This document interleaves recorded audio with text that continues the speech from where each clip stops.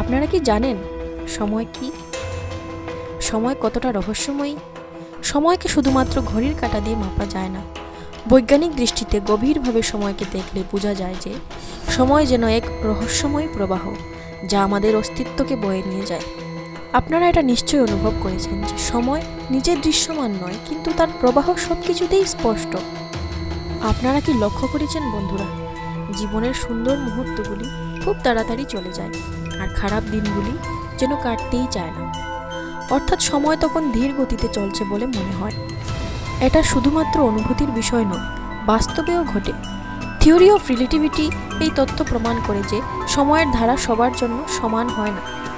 শক্তিশালী মহাকর্ষের যত কাছে যাওয়া যাবে, সময় তত ধীর গতিতে বইতে থাকবে। এজন্যই বন্ধুরা, মহাকাশচারীরা পৃথিবীর তুলনায় সামান্য কম বয়সী হয়ে ফেরে, যাকে বলা হয় টাইম ডাইলেশন। কিছু বিজ্ঞানী মনে করেন সময় হয়তো একটি মায়া, অর্থাৎ ইলিউশন। আলবার্ট আইনস্টাইন একবার বলেছিলেন, past, present and future are only illusions. সব সময় একসাথে থাকতে পারে, শুধু আমরা একটার পর একটা অনুভব করি।